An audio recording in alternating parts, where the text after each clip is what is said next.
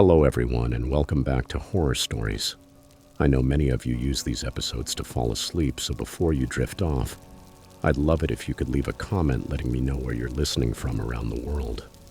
Also, don't forget to like and subscribe if you're enjoying the episodes.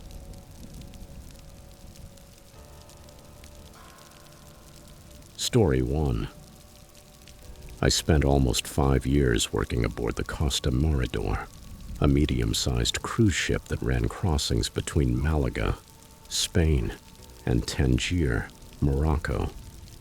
Most trips resembled one another, blazing sunsets over the Alboran Sea, guitar music echoing across the main deck at night, passengers in sandals laughing as they talked about the duty-free wine.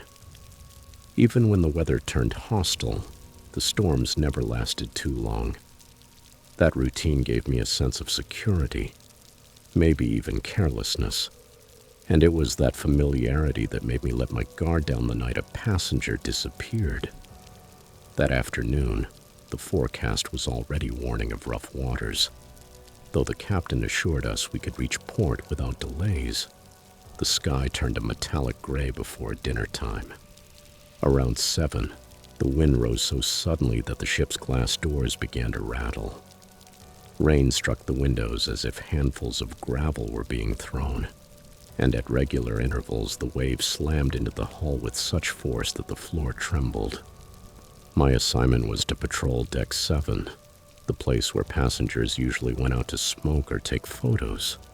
Company rules required keeping it closed during strong storms, so I stayed by the sliding doors, watching to make sure no one tried to go out. After the first hour, the tempest grew more vicious. Lightning followed without pause, lighting up the sea with bluish, sickly flashes.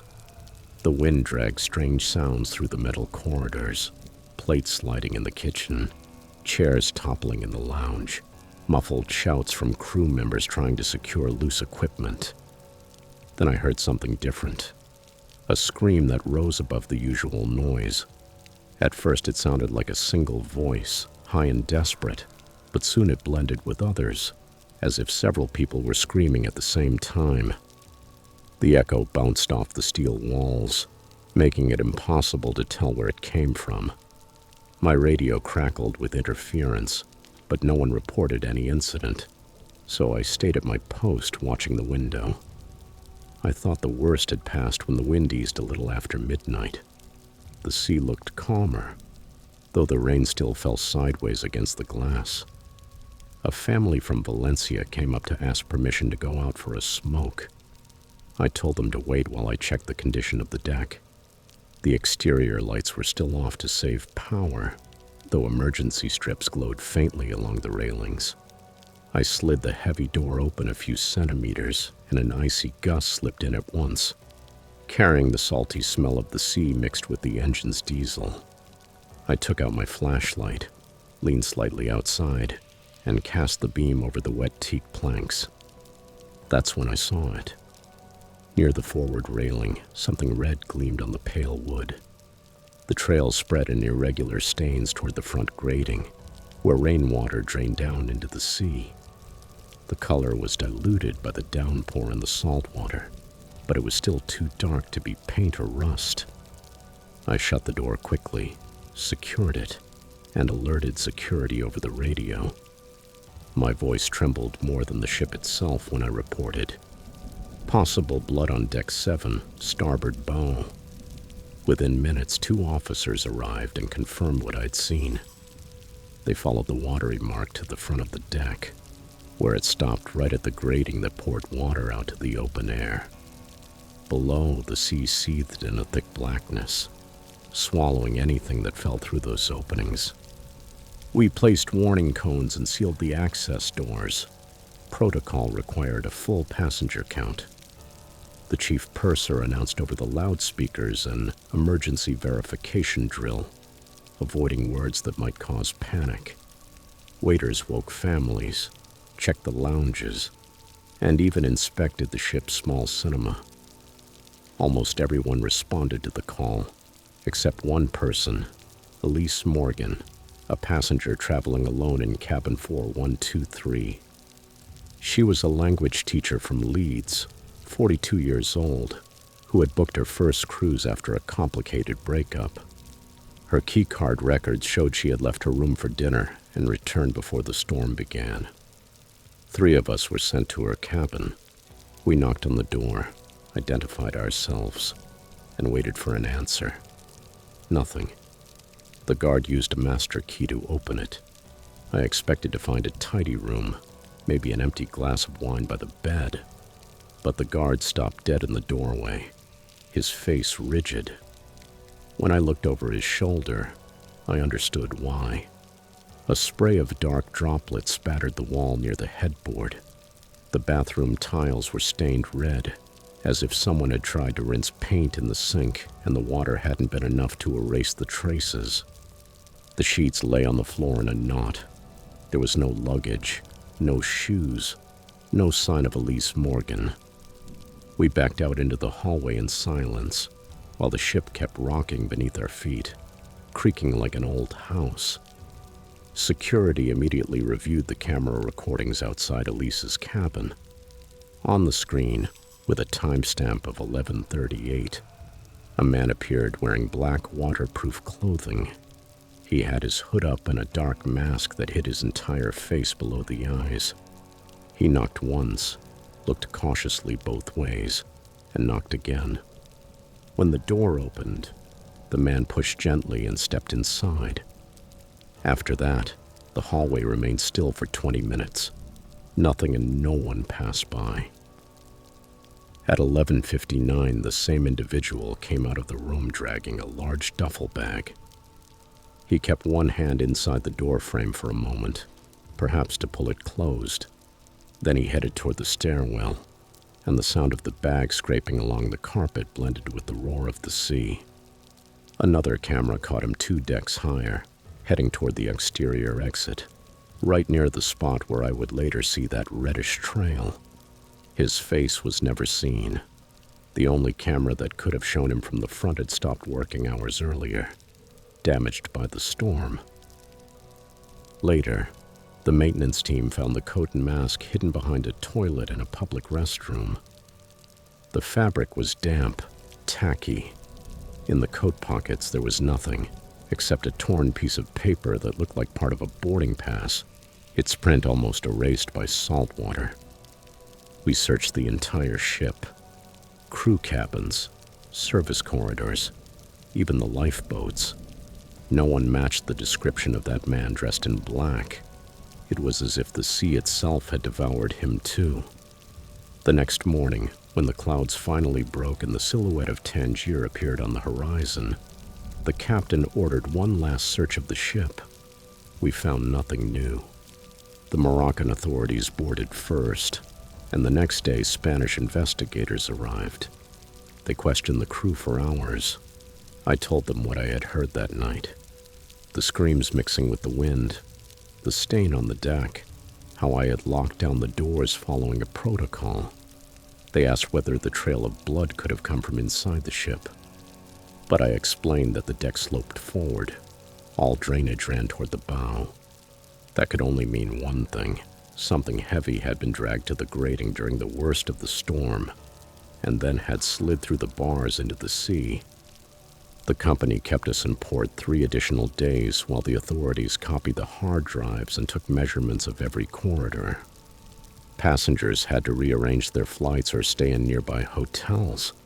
Some still wore the ship's casino wristbands, as if they expected the vacation to resume at any moment.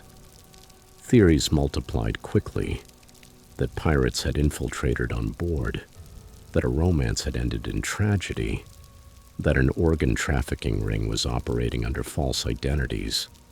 None of those versions fit the evidence. When we finally sailed back to Spain with a new passenger manifest, cabin 4123 remained closed. The head of housekeeping remarked that a priest would come to bless it before the next trip. As for me, I avoided walking down that hallway again. Rumors among the crew faded after a week, replaced by talk of raises and shore leave. Yet in my mind, the images of that night kept replaying over and over. I kept hearing, in my memory, Those screams tangled with the wind, each time louder when the ship tilted, as if the storm itself were tearing them out of the air. 2 months later, I submitted my resignation. The company accepted it without asking questions. They understood that one more voyage would have been too much. Today I live inland, near Granada, far from any port. Sometimes when twin thunder rumbles over the hills, I wake with my heart racing. For a few seconds, and the walls of my house feel as thin as a cabin door. I listen, holding my breath, expecting to hear rain hammering steel or a pleading voice inside the squall. But there is only silence and the ticking of my kitchen clock. I can still imagine the masked man walking calmly along that soaked deck, dragging the bag that left behind a crimson wake, his hidden face, his steady steps, as if he knew the exact instant when each camera would go blind. Who that individual was, no one knows. Perhaps he blended into the crowd when we reached land, or maybe he hid among us under a clean uniform. If he ever buys a ticket again under another name, no one will notice until the weather turns savage. The lights flicker, and he knocks on another door. I used to believe the ocean could keep any secret, but that idea didn't frighten me until the day I saw it swallow a stranger while the rest of us stayed safe behind closed glass. Every time I think of Elise Morgan, I imagine her seeing that raging sea pounding the ship's hull for the last time. And that thought haunts me long after the waves, even in my memories, have gone still.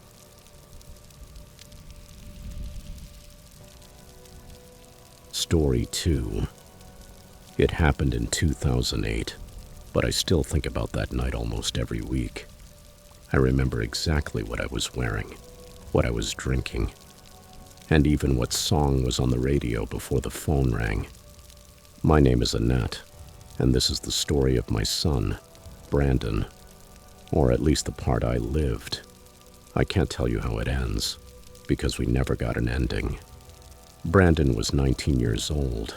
He was smart, independent, with clear plans for his future. He was studying wind energy at a technical institute in Canvey, Minnesota, about 30 minutes from our home in Marshall, that night in May. He had gone out with some friends to celebrate the end of the semester. They had a few drinks, nothing out of the ordinary. He assured us he felt fine to drive, and his friends confirmed the same.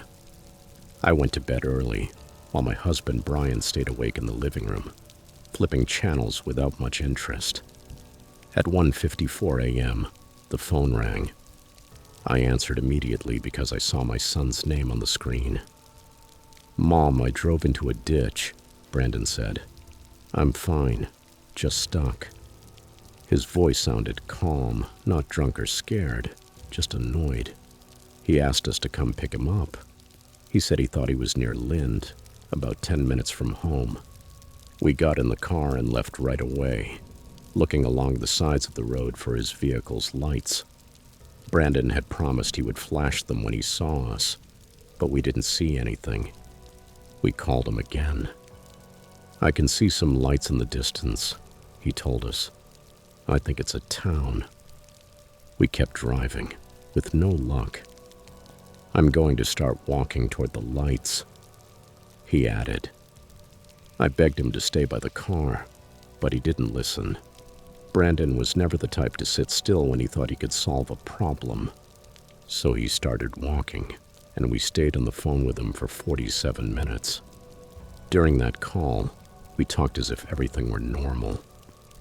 Brandon told me what he saw as he walked, fences he passed, the sound of gravel crunching under his shoes. How dark the fields were at that hour. He didn't seem afraid, but at one point, his tone changed. He muttered a curse under his breath and then said, "What is that?" "What's wrong?" I asked. There was silence, then a short, strange sound, like a grunt or a stifled scream, and the line went dead. We tried calling him over and over. with no success. The phone rang, but no one answered. There was no voicemail, no sign that he had turned it off. Brian and I kept driving the roads for more than an hour, circling in the darkness, hoping to see something, a silhouette, the car, anything. But we found nothing. When dawn came, we called the police. At first, they didn't take the case seriously. They said he was an adult, that maybe he had decided to leave on his own or that he was hiding. But I knew that wasn't true. I knew my son. Eventually, they agreed to trace his phone. The result left us frozen. Brandon wasn't near Lind, as he had said, but about 25 miles away, in a small town called Tutton. He must have gotten confused leaving Canvey and took the wrong road. They found his car in a ditch, exactly as he had told us. The doors were closed. There were no signs of a crash or damage. His keys were gone, and so was he. Search teams arrived quickly, tracking dogs, helicopters, and dozens of volunteers. Hundreds of people combed the fields, gravel roads, ditches and brush. The dogs followed his scent for quite a while. They picked it up along the edge of a field, down toward a dry creek bed, then back up the bank. And suddenly, the scent stopped, as if Brandon had vanished mid-step. There was no blood. There were no clothes. There were no footprints leading back in the opposite direction. And above all, even there was no body. Theories began circulating non-stop. Some thought he might have fallen into the creek and drowned, but it was inspected and it was completely dry that night. Others suggested he could have been attacked. But by who? There were no nearby houses, no signs of a struggle, no evidence of violence. There were also people who talked about wild animals. But again, there were no remains, no bones, nothing to confirm it. And others, more skeptical, hinted that he had wanted to disappear. But I knew that was impossible. Brandon had money in his account. He was in a good mood, joking with his friends over messages hours earlier, talking about final exams. There was no reason for him to want to leave. Years passed and nothing changed. Every spring, it's when the snow melts, part of me starts to hope again. I think maybe the thaw will reveal something. A shoe, a piece of fabric, any clue. But we never found anything. I go back to that call again and again. I think about the last sound my son made, the confusion in his voice, that dull noise right before the line cut off. Brandon saw something, I'm sure of it, and whatever he saw was what made him disappear. Sometimes I sit in the car, stare out at the highway, and wonder how far he walked. If someone passed by him without noticing. If maybe I myself drove past him that night without knowing it. I have replayed that early morning in my mind hundreds of times. No, thousands. Did he trip? Was someone there watching him? Did someone trick him into going with them? No one knows. The case is still open. They say it isn't closed, that it's still active, but that only means the file continues to sit on a desk, aging with time. I still leave my phone next to the bed every night, just in case it rings. Sometimes I think I hear it ring when it doesn't. People ask me if I've found peace. I tell them no, because peace only comes when you have answers, and we don't have any. All we know is that Brandon walked out into the darkness and never came back, and that I was the last person to hear his voice. Before we dive into the next story, if this is your first time visiting our channel, don't forget to hit the subscribe button and activate the bell icon to stay up to date with our upcoming horror stories.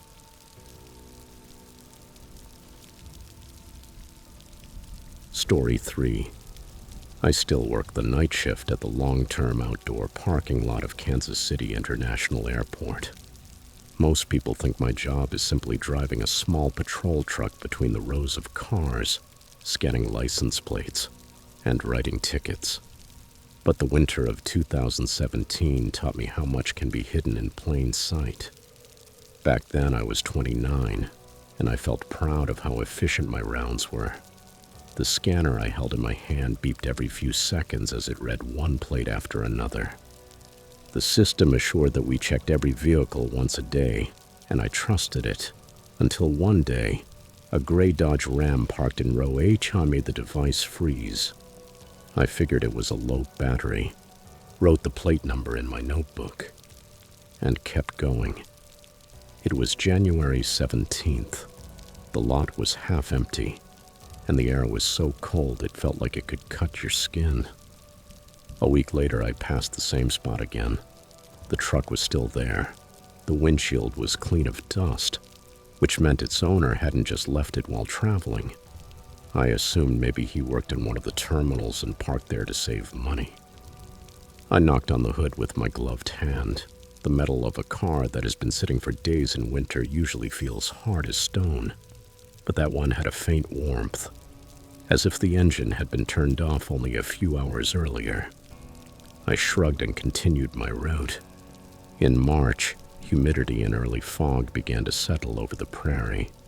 Row H stayed quiet. Flights filled up for spring break. Shuttle buses creaked under the weight of luggage, but the gray Dodge didn't move. A thin layer of dust now covered the windows, and the yellow ticket I had left under the wiper was still in the same place.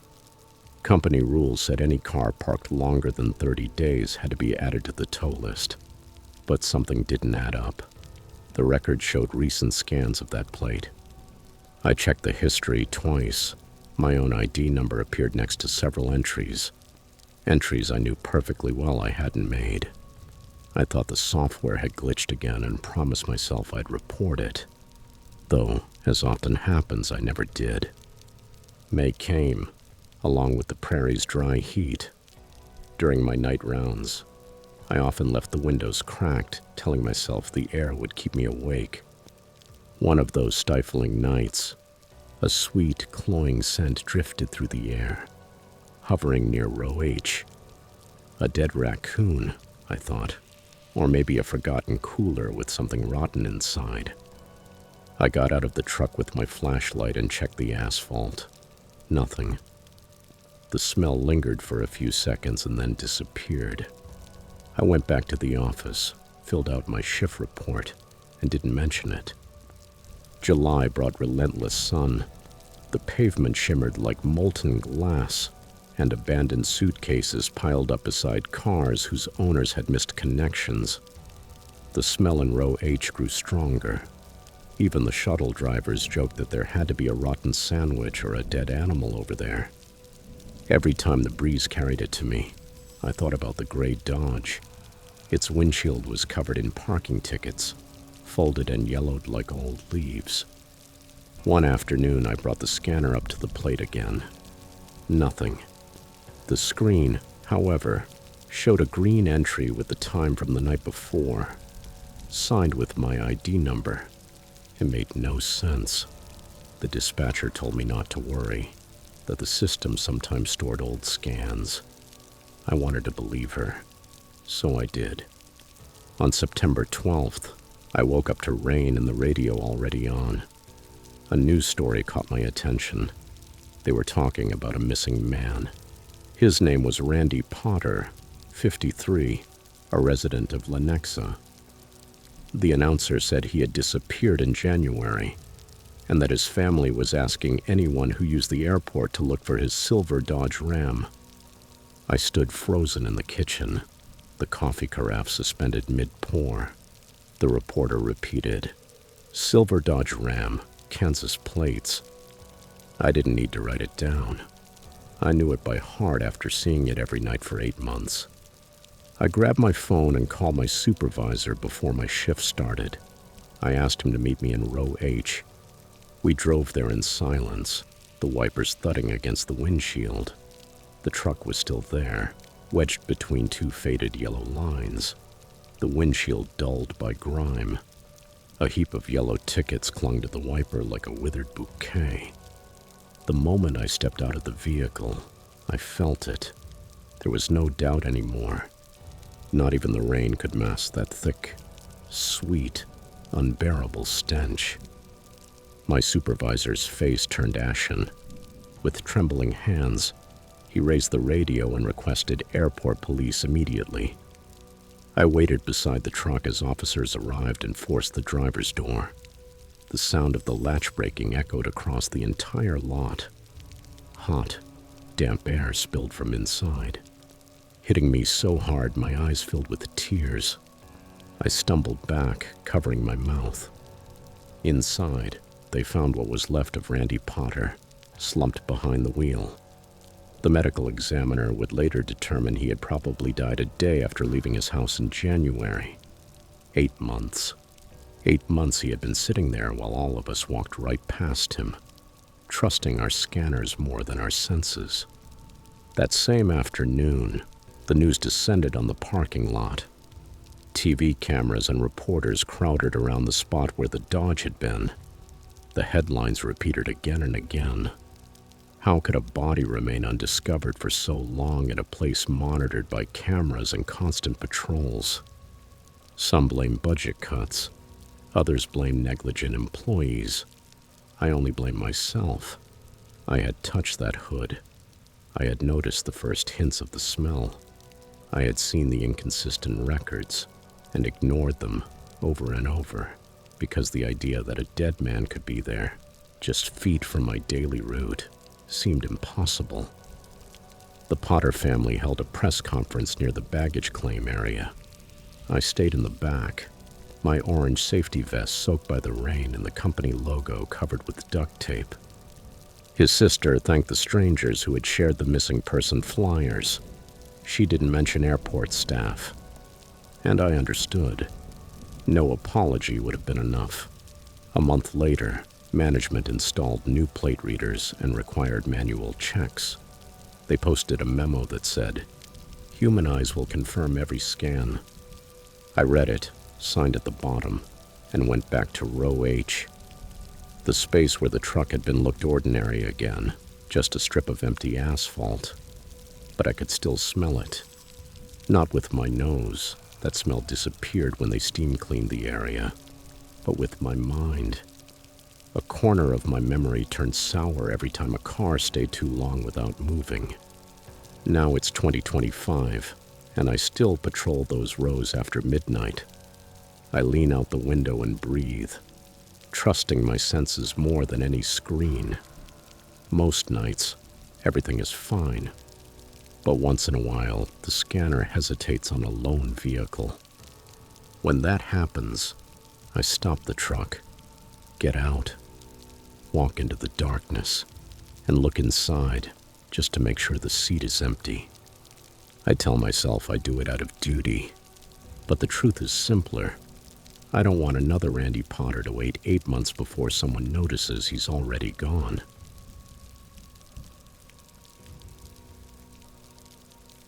Story 4. I was a young Boy Scout when that happened, around 11 or 12 years old. It was one of my first summer camps with the troop. We were set up deep in the woods, surrounded by trees, dirt trails, and the constant sound of nature. Every night we ate dinner in a large wooden dining hall. With long tables and benches, there was always noise, laughter, conversations, plates clattering, the typical atmosphere of a group of boys. But one night was different. As we sat down to eat, a thunderstorm began to form. At first it was only light rain and distant thunder, but soon it broke loose with force. Lightning lit up the windows like camera flashes, and the booming made the walls vibrate. The rain came down furiously, and the storm showed no sign of stopping. When we finished eating, we expected to go back to camp like always, but the staff wouldn't let us leave. They said it was too dangerous.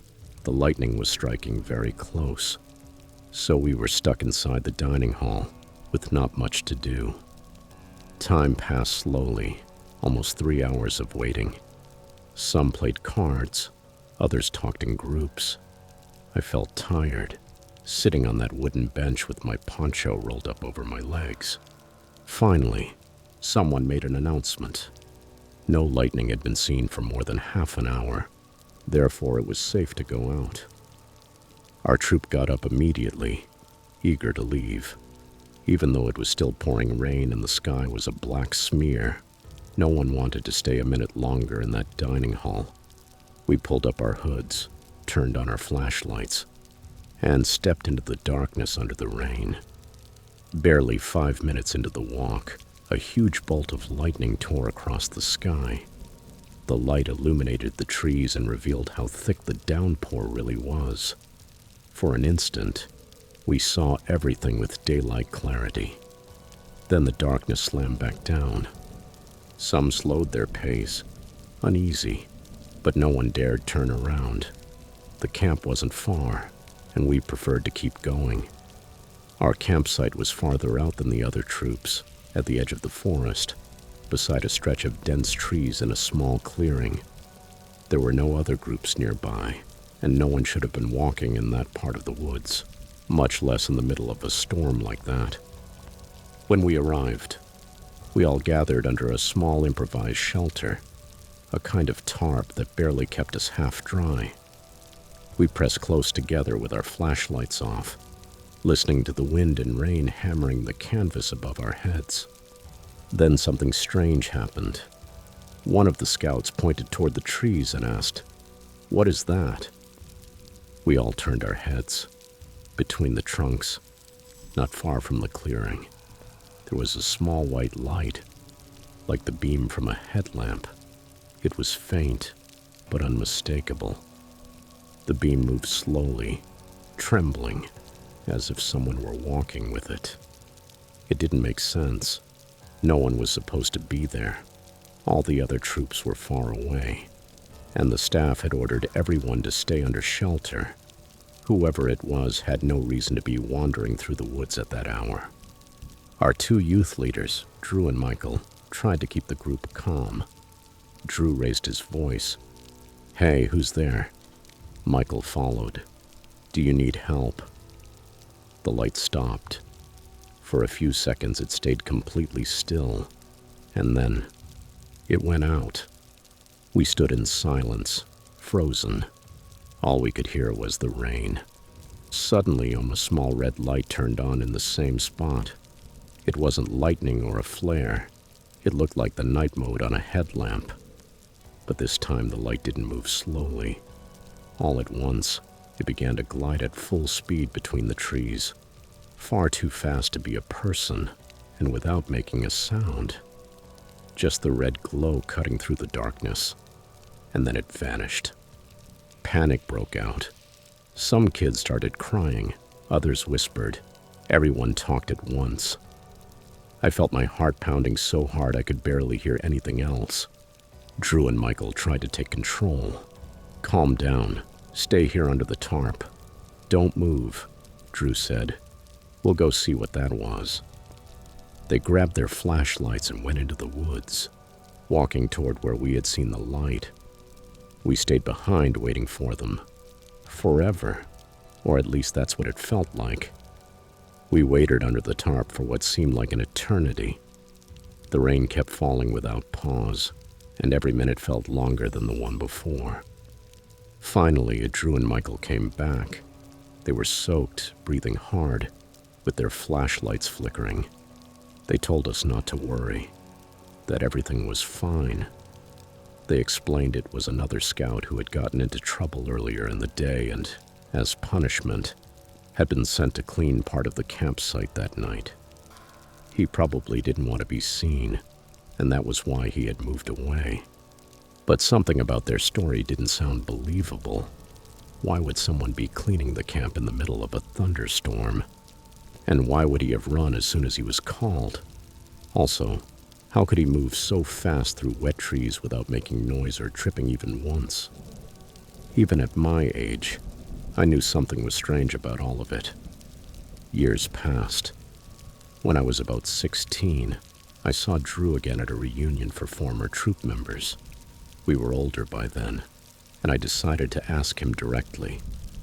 I said, "Hey, do you remember that night at camp with the red light in the trees? What really happened?" Drew looked at me in silence for a few seconds, then smiled a little awkwardly. "You still remember that?" he said. "Yeah, it was weird." He paused a moment longer and then confessed the truth. Neither he nor Michael had seen anyone. They had searched for a long time without finding a single footprint, any broken branches, or signs of someone running. Nothing. They made up the story about the punished scout just to calm us down. But something had been there. Something that shouldn't have been. Something that came close enough to the camp for us to see it, and fled the moment it realized we had noticed. Now I'm 17 years old, and I still think about that night. I have no idea who or what it was. It never made a sound. It never spoke. It just watched us from the darkness, until we spotted it and it disappeared in the middle of the storm.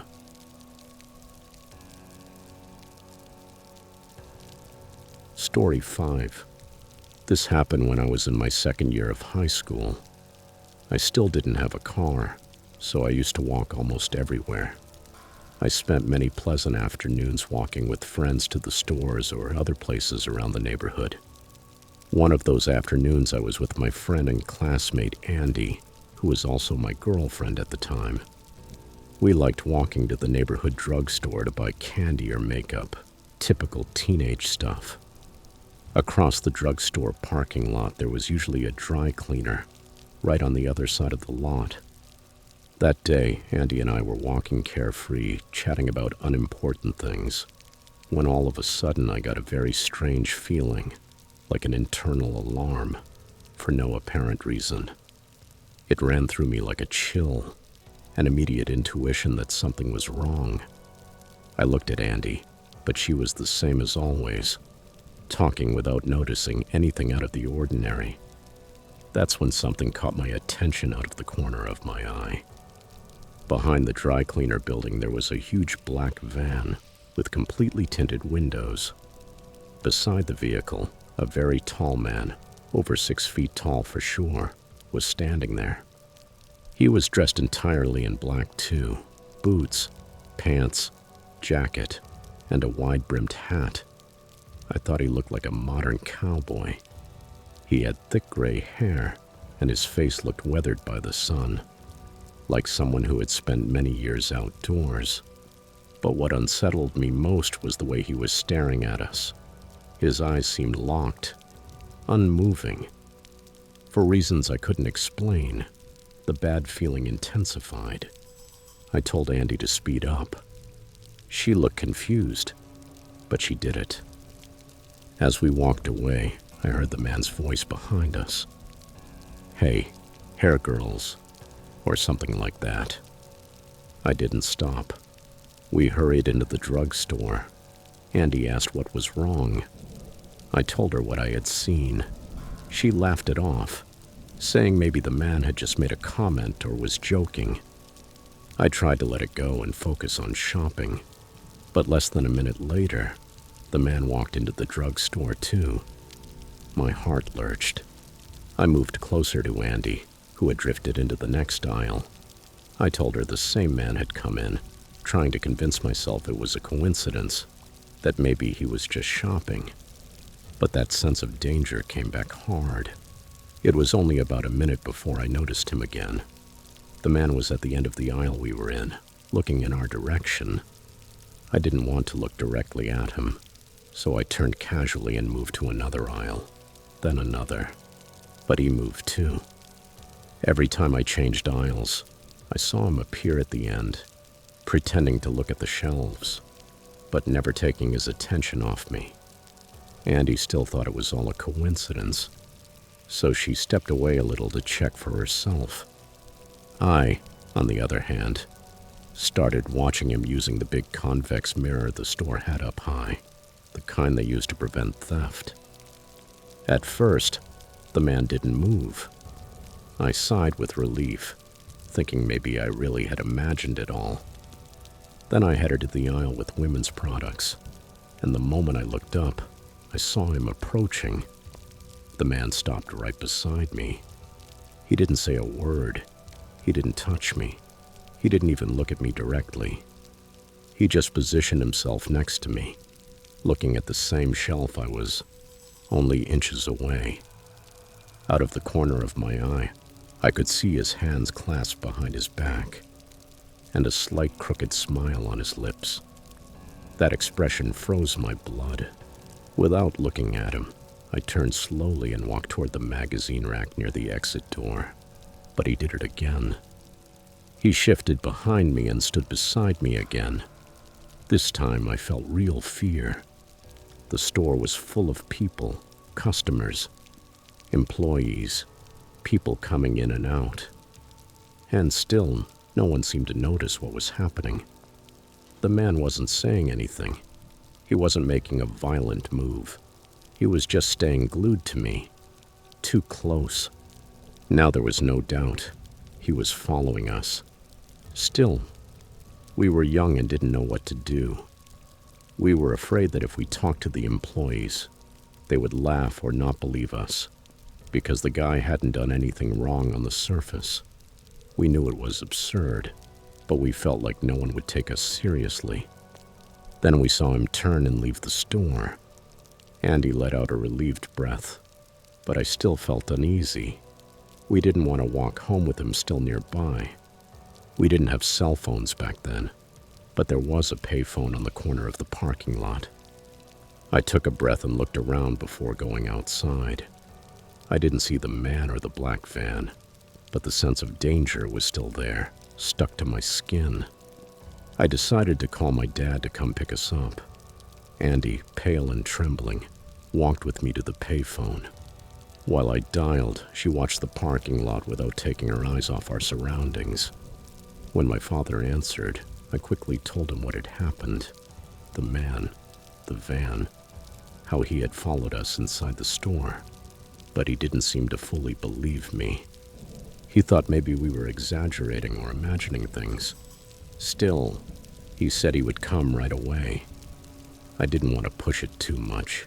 It wasn't safe to be out there, even if the street was full of traffic and people. We hung up and went back to the drugstore's small glass kiosk to wait. We kept looking toward the parking lot, but we didn't see the vehicle anywhere. Still, something inside me stayed on alert. A few minutes later, my dad arrived. Andy and I got into the back seat and closed the doors. And then, without warning, that premonition came back with full force. I shouted, "Andy, duck." She didn't hesitate. Both of us dropped to the floor of the car within seconds. My father, startled, asked, "What are you girls doing?" I yelled, "Drive, Dad, now." As the car pulled away, I peeked up just enough to look back, and I saw it. The black van had just sped into the parking lot. It stopped right in front of the drugstore, but no one got out. In that moment, I understood two things. First, the man hadn't seen us inside the car. And second, he had come back looking for us, expecting to find us walking. Andy and I took a long time to calm down. She told me she was impressed by how calm I had seemed, even though inside I felt my heart racing out of control. We didn't go back to that drugstore or that area for months. I wish I had remembered the van's license plate, but everything happened too fast. To this day, I still think the same thing. We were very lucky. And even though no one else ever knew, the two of us understood perfectly that man wasn't there by accident.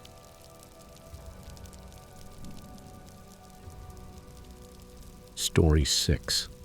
It was a Wednesday night in late November when the order popped up on my phone. A large pepperoni pizza, extra cheese, and a cold bottle of soda. The address was St. Joseph Medical Center on the west side of the city. I delivered there before, almost always to nurses working double shifts. The place always had that stale, heavy hospital feel, but the tips were good. so I accepted without thinking too much. It had been raining all day. When I parked near the ambulance entrance, the sidewalk shined as if it were made of black glass. I turned off the engine, grabbed the insulated bag, and followed the order instructions. Use the south entrance. Take the elevator to the 3rd floor. Exit to the left. Follow the signs to rehab. They will pay for the order at the desk. Inside, the lobby lights buzzed with a white glow. A security guard looked up from his phone and waved me through. Past the elevators, the hallways were nearly empty. Only the squeak of my sneakers and the constant hum of fluorescent tubes. I pressed the button for the 3rd floor. As I went up, that bleach and plastic smell filled my nose, like it always does in hospitals. When the doors opened, I expected to see a busy nurses' station, but the hallway was dim, lit only by small nightlights over the door frames. A corkboard still displayed paper turkeys, leftovers from some old Thanksgiving craft.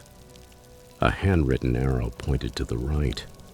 Rehab check-in. I followed the sign. The check-in desk sat under a fan that wasn't moving. A small sign read, "Back in 5 minutes." There was no one there. Behind the counter, a corridor opened into the recovery rooms, doors half open, lights off. I tapped the counter lightly and waited. I checked my phone. 2:11 a.m. 5 minutes passed, then another 5. Nothing. I switched the warm bag to my other hand and leaned against the wall. That's when I heard it.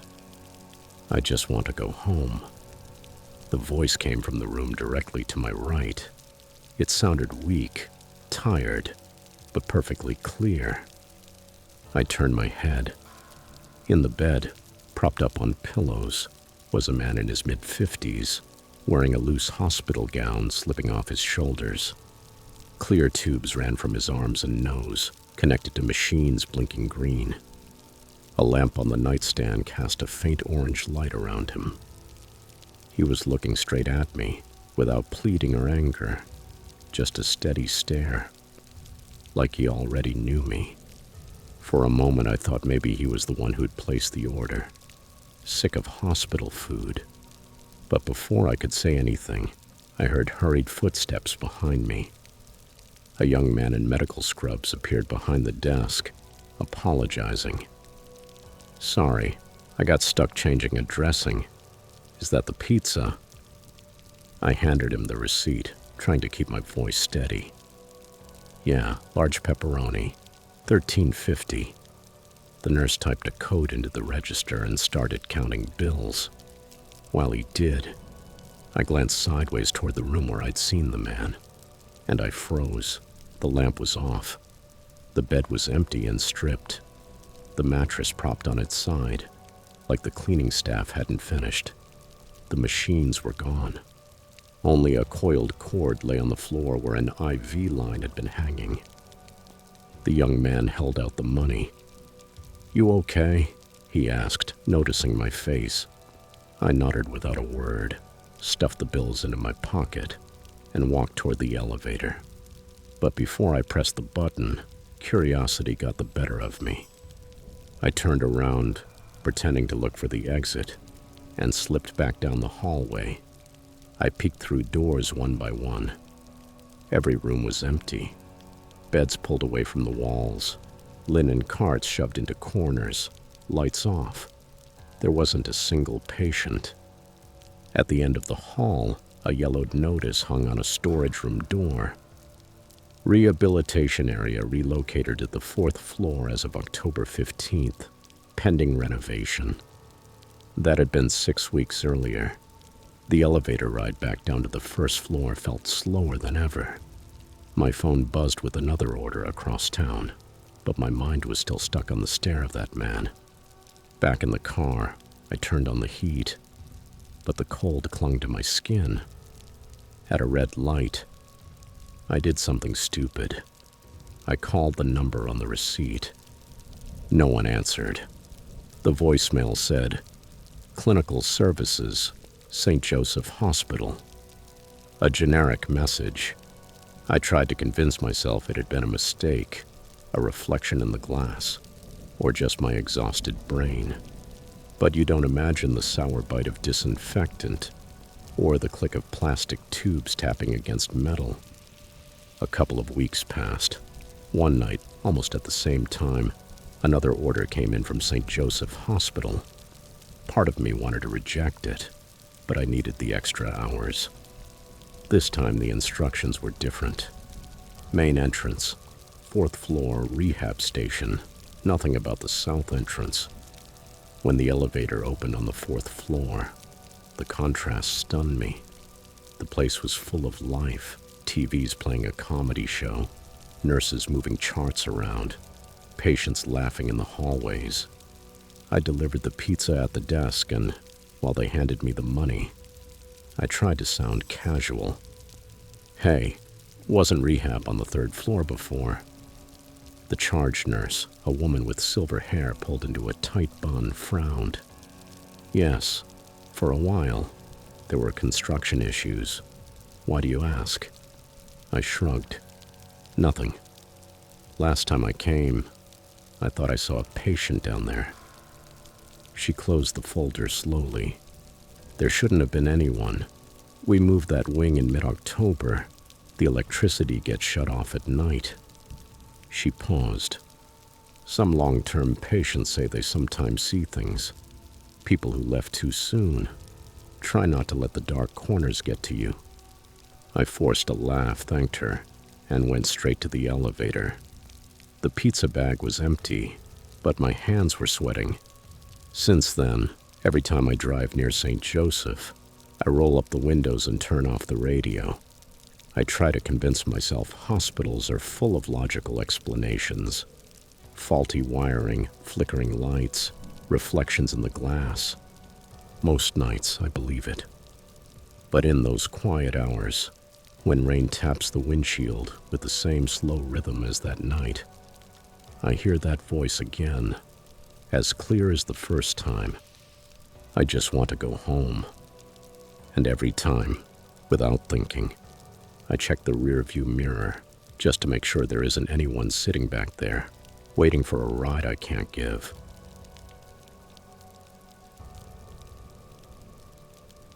Story 7. I love being a police officer.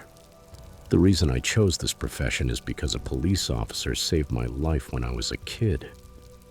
It was a cold winter afternoon. I was barely 10 years old. My mother had left me in the car for a few minutes while she went into a store.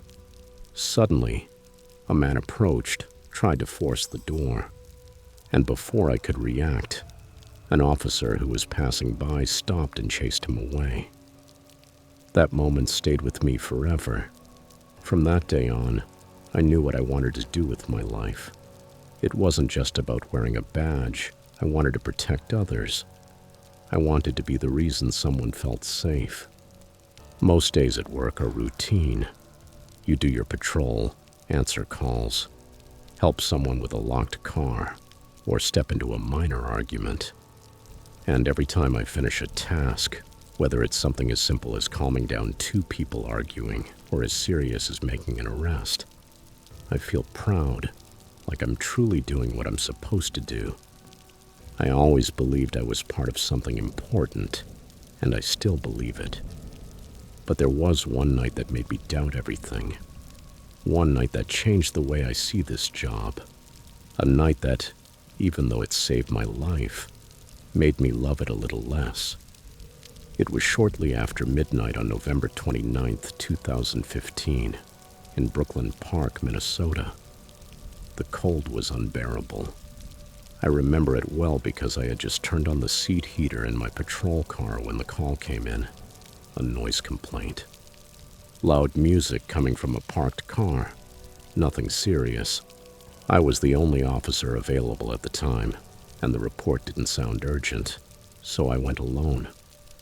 When I arrived, the street was silent except for the thump of bass coming from a black Chevy parked along the curb. I parked behind it, got out, and walked up to the driver's side. I aimed my flashlight inside.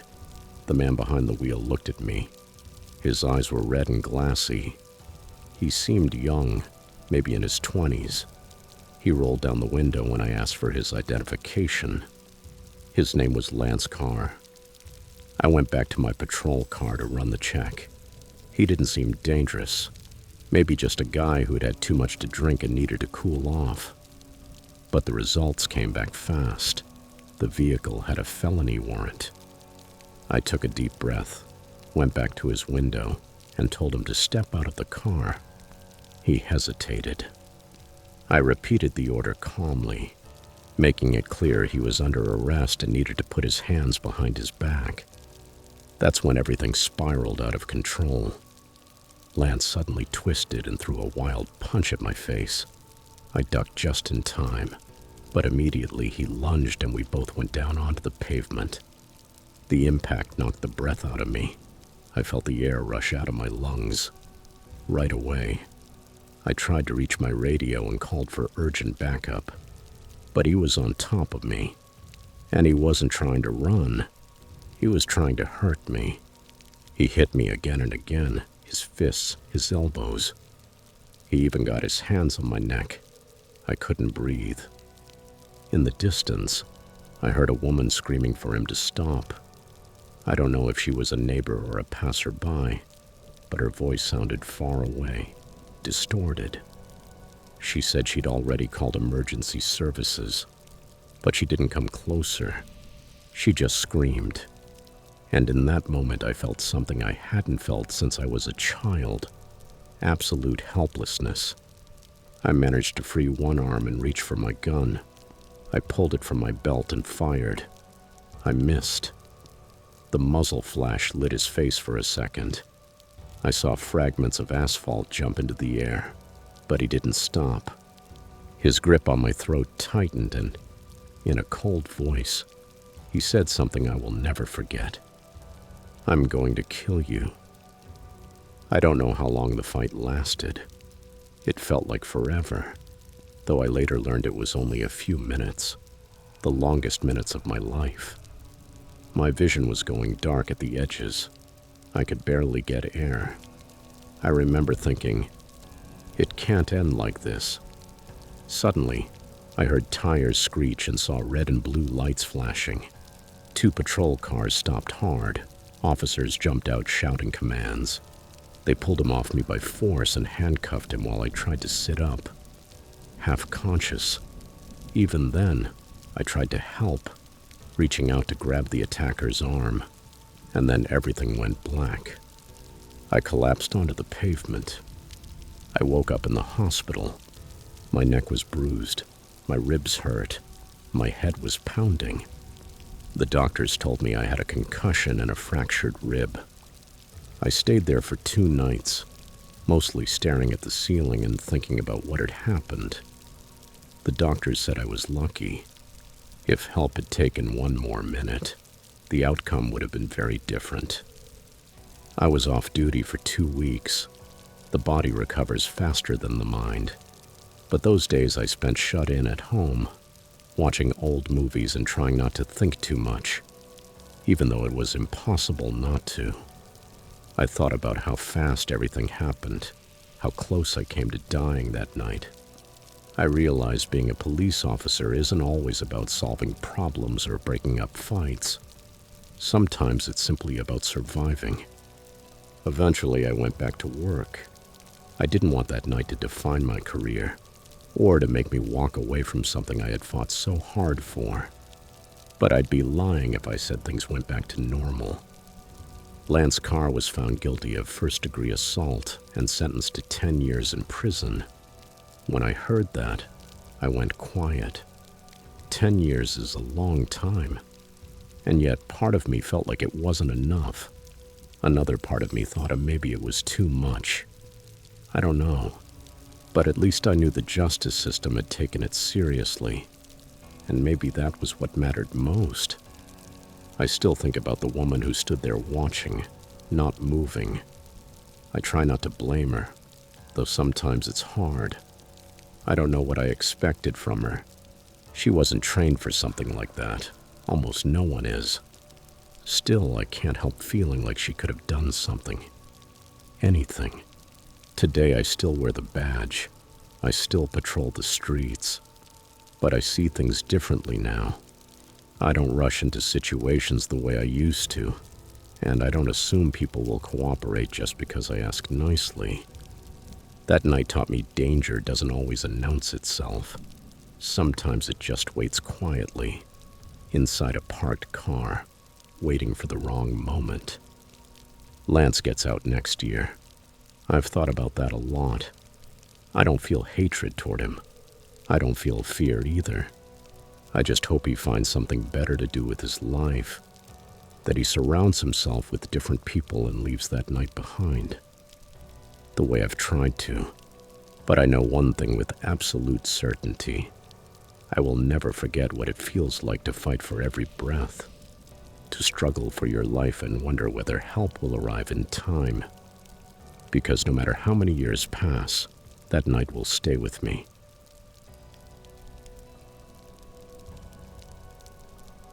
Story 8. I was 20 years old when life taught me that there are fears far worse than anything the mind can invent. I lived alone in a small 2-story house on a quiet street where neighbors didn't get involved in each other's lives. I liked that calm. It made me feel safe. My house had many windows, especially on the ground floor, and I always made sure to keep them closed at night. The only exception was the kitchen window, which I usually left slightly open. It was protected by a sturdy screen and more than 4 meters off the ground, so it seemed safe enough to me. It was around 1 in the morning on a cool spring night. The streets were deserted, and the only sound, far away, was the murmur of traffic. I was in my bedroom upstairs, distracted, looking at my phone, when a strange noise made me look up.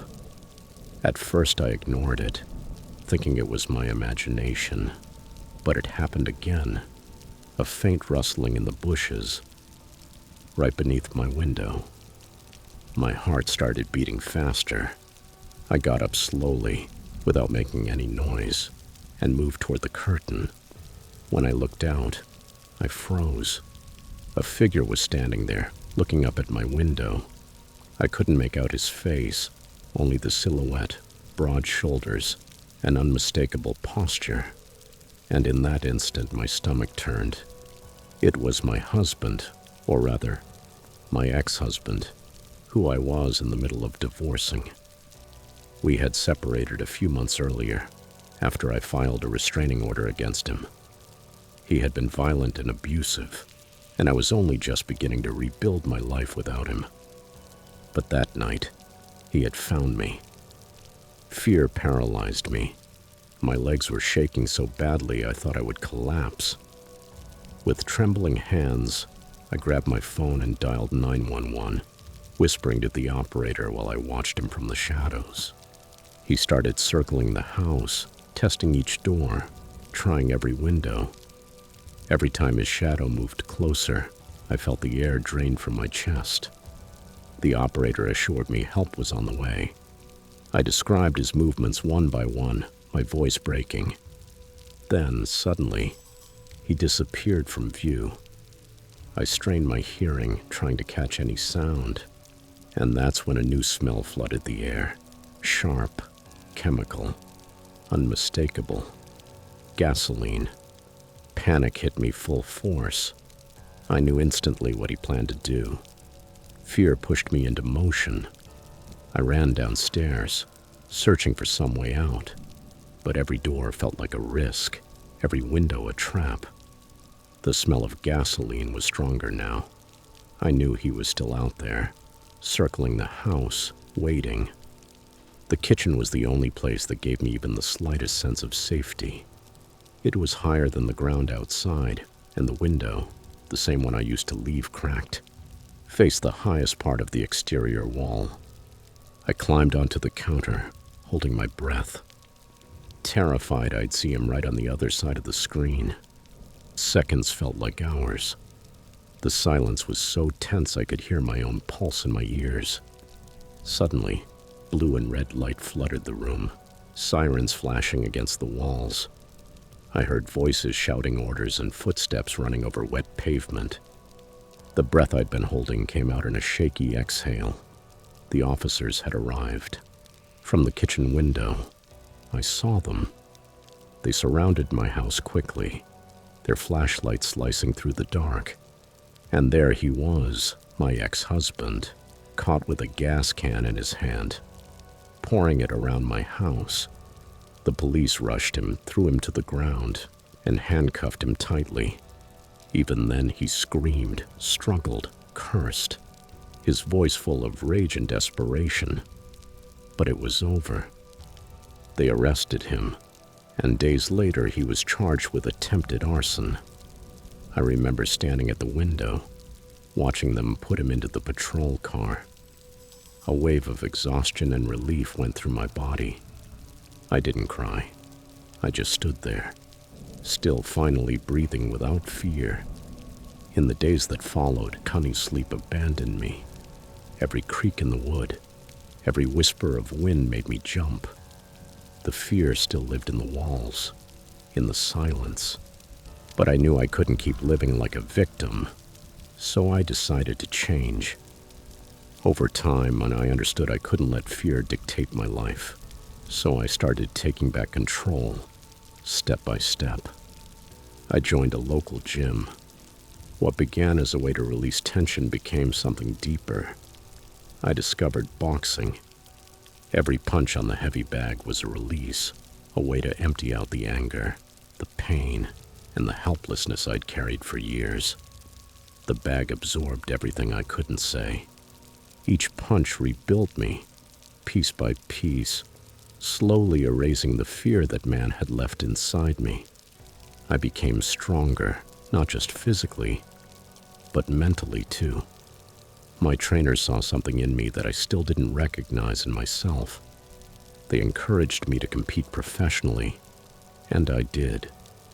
Every time I stepped into the ring, I felt freer, safer. I wasn't the same woman trembling in her kitchen anymore. Over the years, my path led somewhere unexpected. I started working at a state penitentiary as a corrections officer, ironically, the same kind of place where my ex-husband was serving his sentence. There I received advanced self-defense training taught by instructors who also trained Secret Service agents. Every technique I learned gave me more confidence. Every day pulled me a little farther away from the terrified woman I had been. Today I'm a different person. My past no longer defines me. I'm strong, confident, and fully in control of my life. I learned that courage isn't the absence of fear. It's the decision to face it head on. I'm no one's target anymore. I'm no one's punching bag.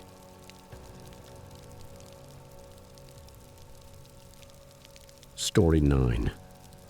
The next morning dawned gray and silent, as if the sky understood what had happened. I didn't go to school. My mother said the absence would count as a family emergency, and I was glad. I didn't want anyone to see my swollen eyes. We wrapped Orange, our cat, in her little blanket, the one with faded fish drawings, and placed her inside a shoebox the vet had given us. Mom set the box on the kitchen table while she searched online for a pet cremation service. I sat on the floor, hugging my knees, listening to every small sound in the house. The refrigerator's hum, the click of the heater, the soft creak of the greenhouse's wooden frame, as if the house were breathing. When Mom left to pick up some papers at the vet, I stayed alone. I should have felt empty, but something pressed at my thoughts, like invisible fingers tapping from inside my head. I couldn't stop thinking about those two dreams, so close together, both ending with Orange growing until she became enormous, larger than life itself. They didn't feel like ordinary dreams. They felt more like messages, or maybe warnings. But warnings of what? I walked out to the greenhouse. Morning light filtered through the glass panels, but something caught my eye. A dull smear on one of the windows, at shoulder height. I moved closer. It looked like something with a wide, flat nose had pressed its face against the glass during the night, leaving a foggy oval surrounded by faint lines, like the marks of coarse hair. My stomach tightened. I wiped at the smear with my sleeve, but when I pulled back, the oval shape was still there, faint, like a damp print on a mirror. I drew the blinds, even though the day was already dim. At noon, Mom came back exhausted. We drove across town to a small pet cremation center that smelled like lilies and wax. A kind employee carefully took the box and explained that we'd receive an urn in a few days. I nodded, not really listening. Outside, the wind carried a sour, earthy smell, as if a storm were waiting at the end of our street. That night, Mom fell asleep early with a book open on her chest. I tried to distract myself by watching TV, but everything felt too bright, too loud. At 11, I turned everything off and sat in the hallway, right where we had found Orange. The floor was cold, but I didn't move. I just wanted to feel the house, to understand if something was wrong. The kitchen's digital clock read 12:47 a.m. when I heard the first sound, a dragging step, not inside the house, but outside, on the back porch. Another, heavier. The wood creaked under real weight. I stood up slowly, my heart hammering, and moved toward the kitchen, careful not to make noise or bump the little wind chimes hanging near the pantry. I peered through the small square window in the back door. Moonlight lit the yard just enough to make out the overgrown grass, shining like wet silver. And then I saw it. At the boundary between the shadow of the garden oak and the moonlit clearing stood a tall, dark figure, too broad to be a person, too upright to be an animal. It didn't have a clearly defined shape, but its silhouette was unmistakable. Half moose, half human. The thing from my dreams. It was there, alive, breathing. Even with the glass between us, I could feel the warmth of its breath fogging the window. Its shoulders rose and fell, once, twice, and then it slowly turned its head until I felt, with absolute certainty, that its eyes met mine. I let out a gasp without meaning to, and the shadow straightened even more. From its throat came a low, rough sound, half growl, half lament. The porch boards groaned under its weight as it took a step toward me. Panic shot through my body. I reached out and flipped the light switch. The kitchen light exploded white, flooding the room and the yard. The figure vanished. I didn't know whether it ducked down or slipped into the trees, but it was gone. My heart was pounding so hard my ears rang. From the bedroom, my mother's sleepy voice broke the silence. "What's going on?" "I saw someone in the yard," I managed to say. She got up immediately, put on her robe, and came running. We checked every door and window. Everything was locked. Mom wanted to call the police, but I imagined officers searching the yard, shining flashlights, finding nothing but smeared footprints in the mud. And if they did find them, what would they even be? I convinced her it must have been a raccoon or a stray dog, that I was nervous because of Orange. She looked at me with doubt, but she didn't push it. Neither of us slept again. We made tea and sat in silence at the kitchen table, listening to the clock move forward. At 3, Mom decided to try to rest. I stayed awake. I took my sketchbook and, with shaking hands, drew the figure. Massive shoulders, coarse fur, thin arms, too long to be human. When I finished, I stared at the drawing until the lines blurred in front of my eyes. I whispered, "What do you want?" There was no answer, only a long creak from the house, a groan of wood that sounded almost like a sigh. The next day, school felt useless. I listened to teachers, but the words didn't go in. My friend said hi and I barely raised a hand. Halfway through the day, I asked to see the counselor, pretending I felt sick.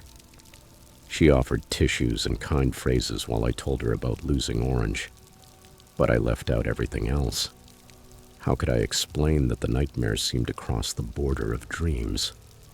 When I got home around 4, I found Mom outside sharpening garden tools.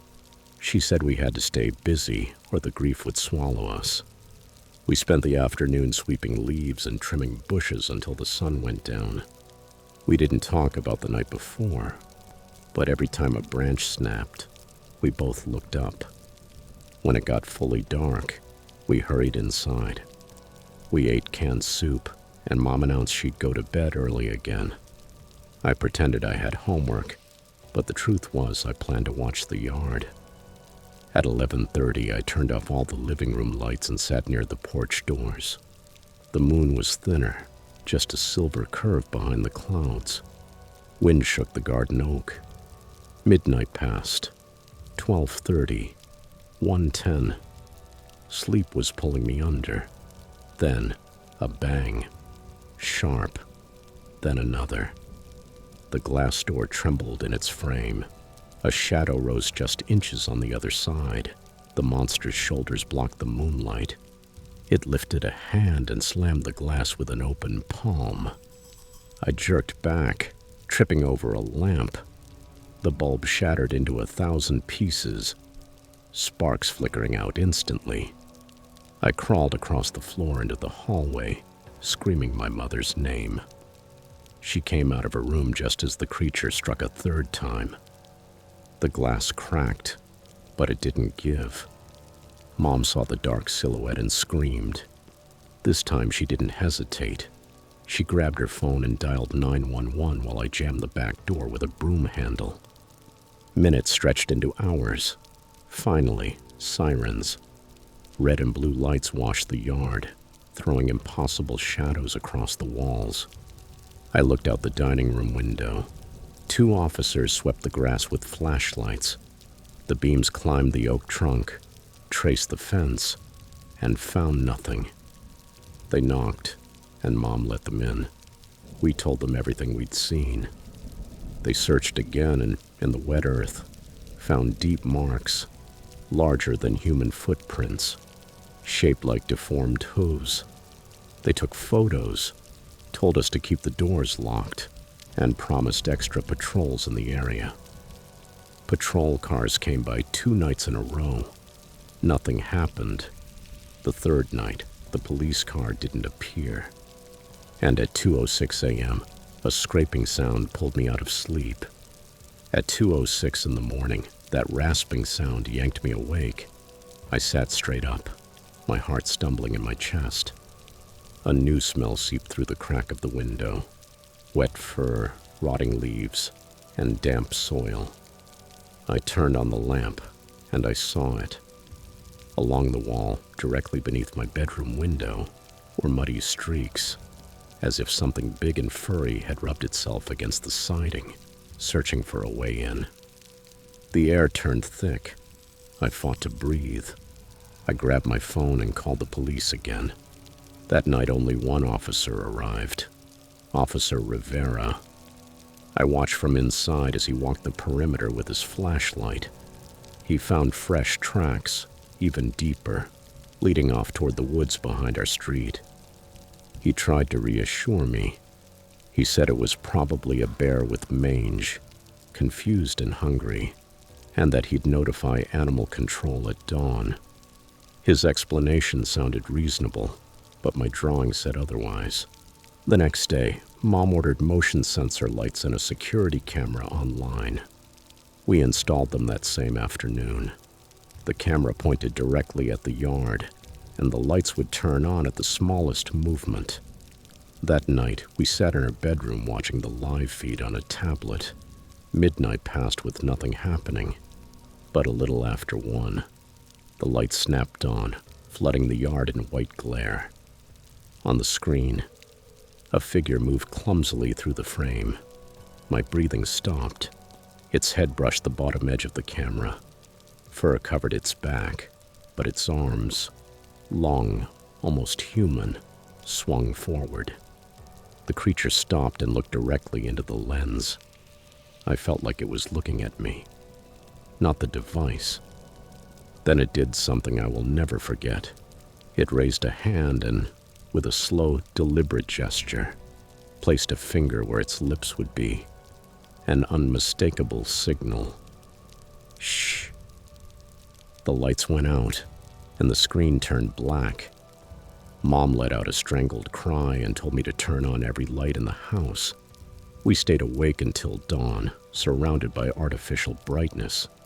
The next morning, the police reviewed the video, but the files were corrupted, distorted beyond recognition. They said it could have been a prank, some neighbor in a costume. Case closed, matter settled. But I couldn't leave it behind.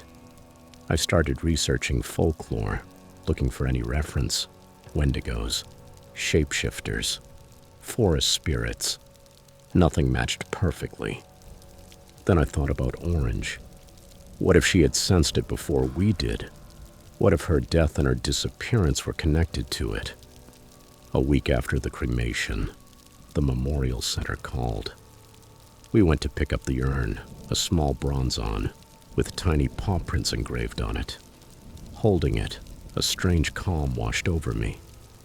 That night, I placed the urn on the greenhouse windowsill, right where Orange liked to sleep in the sun. And from that point on, the creature never came back. The nights became quiet again, though not completely normal. Any noise outside made my shoulders tense. Mom and I kept the lights and camera on, just in case. Every morning I checked the recordings. Sometimes raccoons show up, a stray dog. Nothing bigger than the fence. I still dream, but the dreams changed. Now I see Orange, small and normal, sleeping in the greenhouse. Behind her and between the trees, a giant shadow watches, but it never comes closer. Orange looks at me and blinks slowly, the way she used to when she was happy, as if telling me, "It's okay. It's over." I don't know how to explain any of this. Maybe grief turned into nightmare, or maybe something much older crossed a boundary and took what it wanted. Either way, I keep the urn clean and the blinds cracked open, so a morning sunbeam can reach the bronze.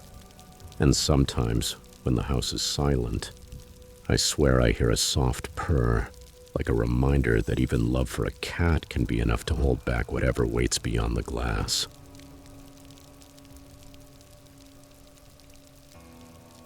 Story 10.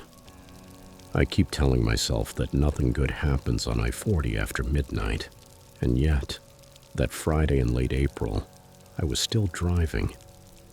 A storm had passed through Flagstaff hours earlier, leaving the road dark, wet, and slick, and I was behind on my travel plan. American 2052, from Phoenix to Dallas and then to Raleigh, where I had a meeting with a client. My itinerary was simple. Fill up near Winslow, make the 2-hour drive to Sky Harbor Airport, park in long-term parking, and get on the plane with a breakfast sandwich in my hand. It was 12:47 a.m. when the blue light of the Lone Cactus Travel Plaza cut through the desert darkness. It was the only gas station open for 31 miles, a low building with 4 pumps and an empty restaurant attached on the side. A single employee, thin of in his 20s, wearing the company windbreaker, leaned behind the register while he distractedly watched a tiny TV mounted on the wall. I pulled up to the farthest pump, stepped into the cold air, and started filling the tank. At the opposite pump, an old silver Toyota Camry sat idling. Its paint was sun-faded, the Arizona plate barely legible under a layer of dust. I noticed it because the driver was already outside, holding the nozzle, even though the gas cap was closed. He was watching me, not moving, not greeting. A stillness so intentional it made me uneasy. I looked away, pretending to focus on the pump screen. 91 cents. $2. The wind dragged sand across the concrete. Then I heard it. A dull thud. It wasn't metal falling or a door slamming. It was rhythmic, like someone gently knocking from inside a closet. I looked toward the Camry. The driver, a tall man in his 40s, ash-gray hair, was returning the nozzle to its cradle without ever opening the gas tank. He turned his head toward me slowly, almost mechanically. The overhead lights reflected in his eyes, bleaching them of color. Another thud, stronger. It was coming, without a doubt, from the Camry's trunk. I felt something heavy settle in my stomach. Part of me wanted to pretend nothing was happening, but it was impossible. I forced myself to speak in a steady voice. "Everything okay over there, sir?" The man's expression didn't change. He walked to his trunk, rested his palm on the lid like someone calming a nervous horse, and spoke for the first and last time. "Long trip," he said, casual but fragile as paper. "Noisy cargo." He didn't smile. He only lifted the lid about an inch, just enough for me to see unmoving darkness, then lowered it again, closing it with a dry click. Another thud, this one desperate, shuddered through the metal. The man got into the car. The Camry rolled slowly past me. His eyes met mine one last time. Empty. Final. Then he disappeared onto the highway. The pump clicked off.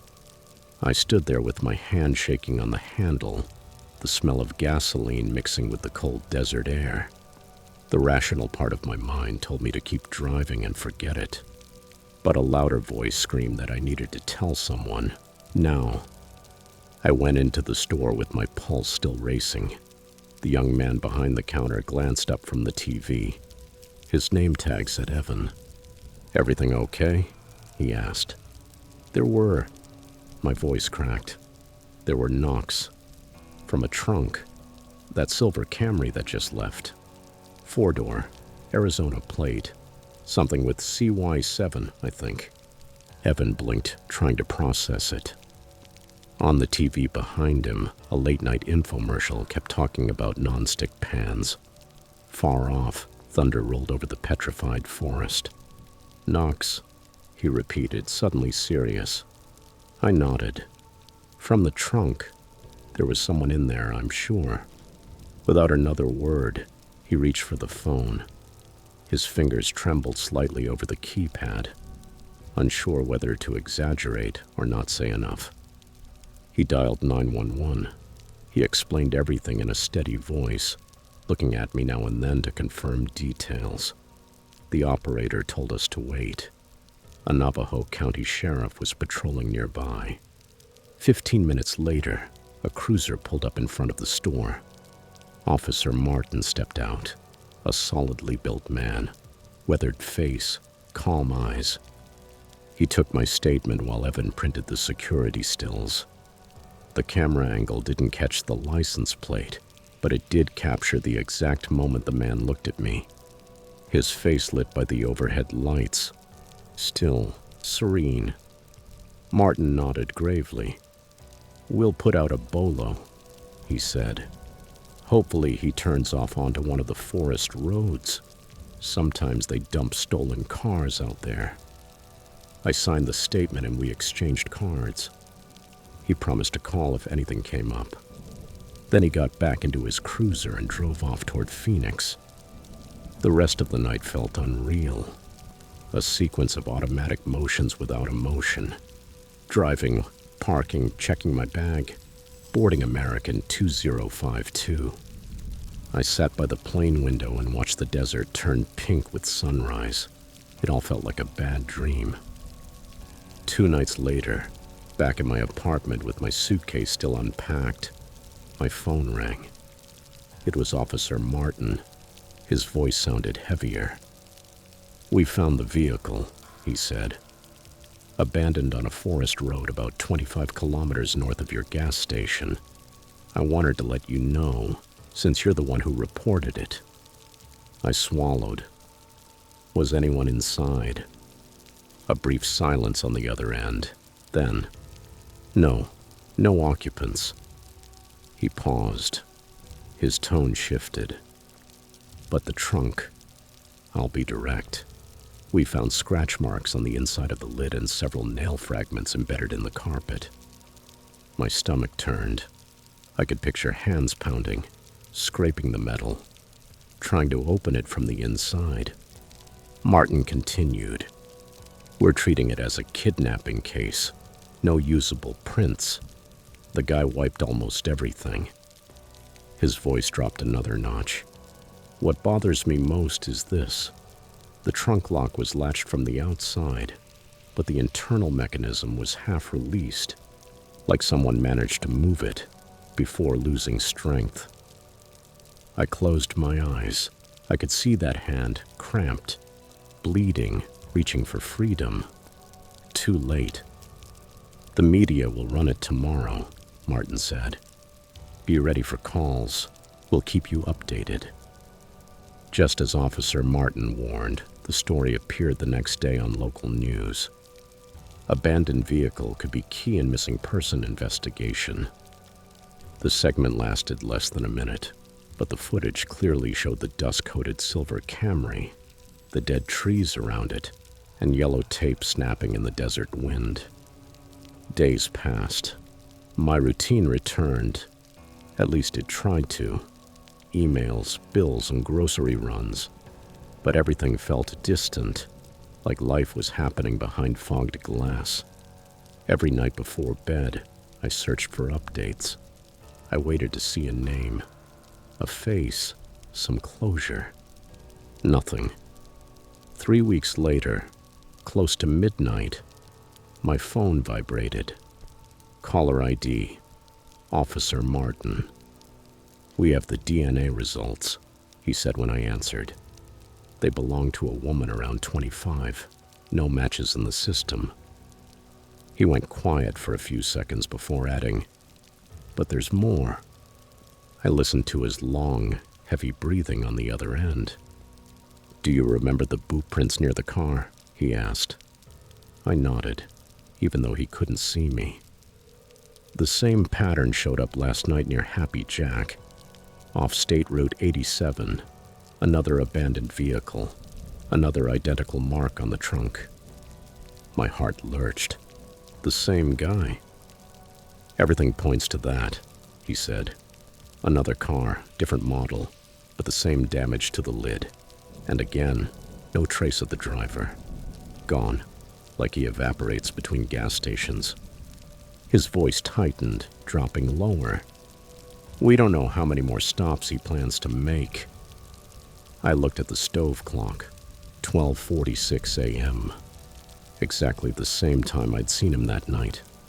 Through my kitchen window, traffic in Tempe was thin. A single engine roared far away, sliding along Baseline Road. We'll release composite sketches based on your description and the camera images, Martin continued.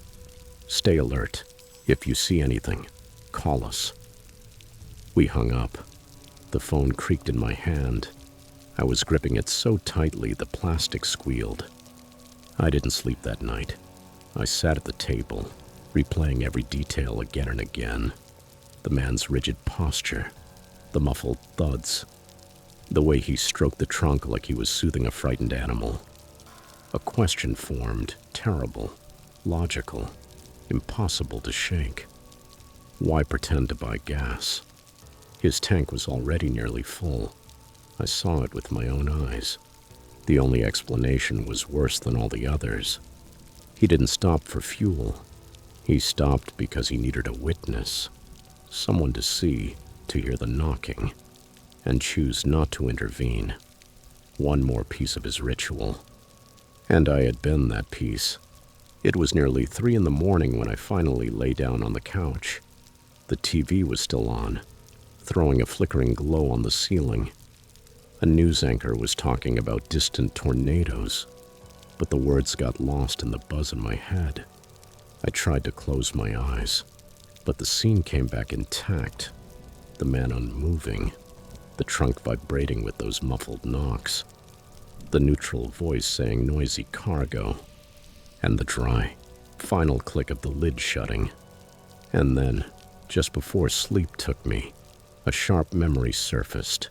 The few letters visible on the dust-covered plate. CY7. 3 characters that burned into my mind like a scar. Morning came without rest. As I write this, the news keeps repeating the same thing. Police have not yet identified the victim or the driver. They do not rule out connections to other similar cases in the region. If you have information, contact the tip line. Officer Martin's card is still taped to the side of my monitor. Sometimes, when my fingers brush my phone, I think about calling, but something stops me. I hesitate. Maybe because I'm afraid to hear they found him and there was another victim. Or worse, that they found nothing. Because if he's still free, he's still out there, somewhere on a dark stretch between stations, waiting for someone who, like me, will look, listen, and do nothing. Since that night, I can't drive after midnight. Not on I-40, not on any road. There's something about those hours, about the silence between one gas station and the next, that feels made for monsters with human faces. Sometimes, when I stop at an empty red light, I think I hear a soft, rhythmic knock, as if it's coming from the trunk of another car, or maybe from mine. But I never dare to check.